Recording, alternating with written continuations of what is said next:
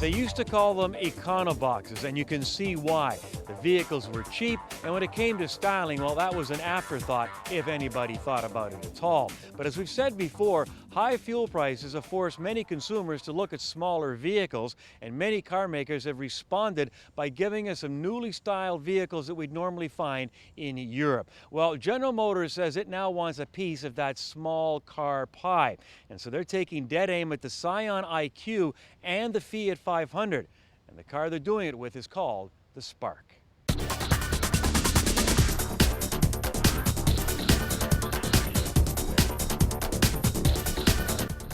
It's the first time we have a player in the mini segment. It's a segment that's actually exploding right now. It's on track to double its sales, its retail sales year over year. And there's a lot of good players in that segment, namely the new Fiat 500. There's also the Scion IQ. And we thought, we needed an offering as well to compete against those players. It wasn't that long ago that General Motors introduced the Sonic, which they described as a small car. Now we have the introduction of the Spark, which is also a small car. I'm confused. The Spark is a very different vehicle. We developed the Spark primarily for people who live in major city. And Spark is much smaller than the Sonic. It's about 14 inches shorter. And it's designed to be very easy to park, easy on gas. The North American Spark is not new. We introduced the Spark to the North American market as a 2013 model. This is actually the third model year in our product life cycle. It has been proven very successful in more than 80 countries around the world in the last 2 model years. We have already sold more than 600,000 units of Spark around the world.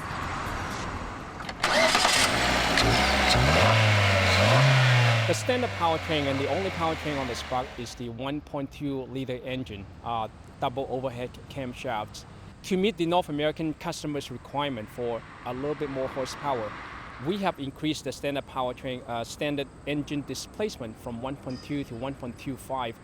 What that does is it improves the mid-range torque without sacrificing the fuel economy.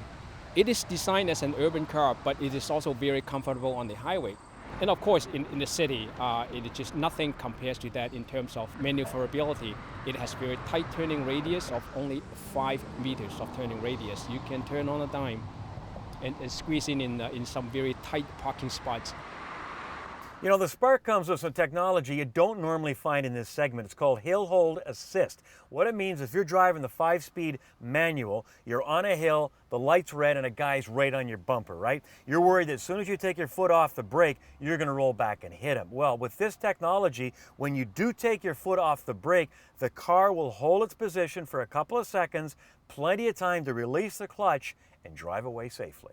If I was to sum up Spark, in 2 words, I would probably say it's a no-compromise car. You get it all. It's a great package. It fits your lifestyle, and it's a car that will offer you all the connectivity features that you need, that you want, obviously, and no compromise on safety as well with the 10 standard airbags. So it's not because you choose to drive a smaller car that you need to sacrifice on anything.